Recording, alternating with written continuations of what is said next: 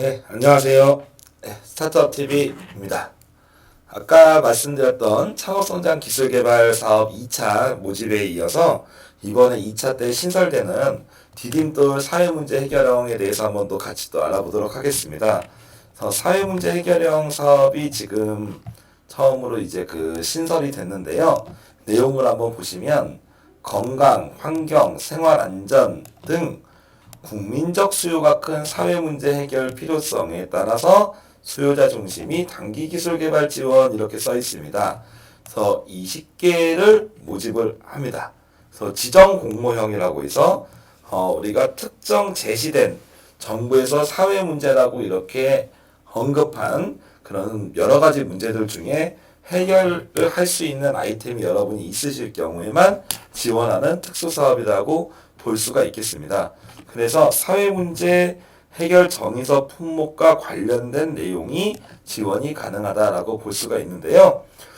보통 이런 사업들이 지금 하반기, 즉 1차 때가 아니라 2차 때 정도는 이런 사업들이 가끔씩 나옵니다. 뭐냐면 보통 일반적인 이제 파일럿 사업이라고 보통 얘기하기도 하는데, 일단은 기존에 있던 뭔가 정부에서 지원하는 창업 자금 말고 새로운 자금이 나오는 거죠.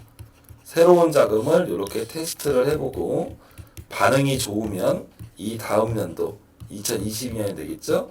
이때 이제 예산을 좀 더 늘려서 본격적으로 이렇게 확대하는 이런 형태의 그런 패턴을 정부에서 많이 이렇게 하기도 하는데요.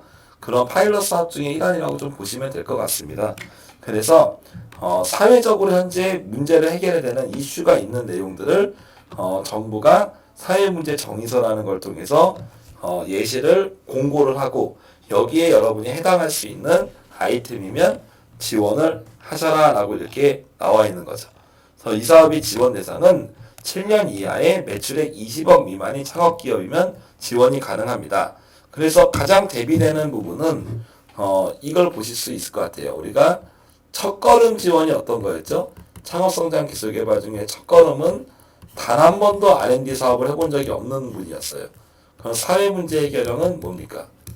R&D를 해본 적이 있는 업체가 지원이 가능하다는 거죠. 그리고 첫걸음 같은 경우는 R&D 해본 적이 전혀 없는 업체만 됐지만, 사회문제 같은 경우는 기존에 R&D 했던 업체들도 지원할 수 있습니다. 창업 7년 미만이면 되는 거예요. 매출액 20억 미만이고 그게 여기 나와 있는 지원 대상이죠. 그리고 1년 동안 마찬가지로 1억 5천을 지원을 합니다. 그래서 전체 비중이나 이런 것들은 다 동일하고, 중요한 거는 창업 7년 미만 기업이면 다 들어올 수가 있다. 그래서 이제 경쟁의 범위가 넓을 거라 생각되지만 대신에 모든 아이템이 들어올 수 있는 건 아니었죠. 첫걸음 같은 경우는 자유공모형이기 때문에 어떤 아이템이든 제한을 할 수 있었지만 이 사회문제 해결형은 정해진 여기 범주 안에 들어와야 되는 거예요. 그래서 한번 내용을 보시면 홈페이지에 들어가 보면 사회문제 해결 플랫폼이라고 이렇게 나와 있고, 여기 문제개요서란에 보면 다양한 이런 문제들이 나와 있습니다. 그래서 이런 문제 중에서 뭐 먹거리 안전 문제가 나다라고 보면은 이렇게 내용을 볼 수 있죠. 그래서 먹거리 안전에 대한 이런 내용들이 나와 있고, 관련된 이런 자료들을 잘못 들었네요. 관련된 이런 자료들을 이렇게 다운받아서 내용을 볼 수가 있게 됩니다. 그러면 관련된 이런 내용들이 나오게 되죠. 그래서 이런 내용을 보시고 이 문제와 내 아이템이 관련이 있고 내 아이템이 이런 문제를 해결할 수 있다고 생각하시면 지원을 하시면 되겠습니다. 뭐 식물, 질병, 뭐 여러 가지 문제들이 나오고 있죠.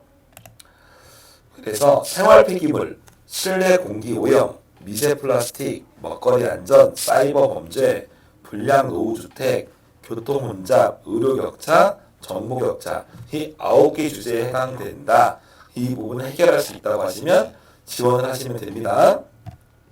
그리고 만약에 1억 2천을 지원받았을 경우 여러분은 140만 원을 부담을 하시게 된다라고 이렇게 볼 수가 있고요. 거기에 대한 예시가 나와 있고, 전체적으로 서류평가, 대면평가를 거쳐서 지원이 된다고 볼 수가 있겠습니다. 그래서 정확히 저 9가지 사회 문제에 해당이 되냐 안 되냐가 가장 중요하다고 볼 수 있겠습니다.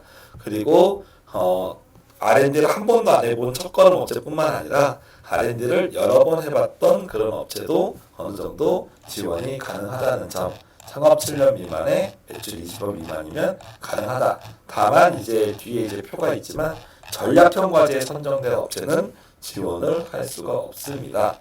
그리고 가점 사항들은 여기 있는 내용들 보시고 확인을 하시면 되겠고, 뭐 일자리 평가 이런 내용들도 포함이 되어 있어서 가점 여부를 한번 확인을 하고 가점을 받을 수 있다면 많이 받으시면 좋죠.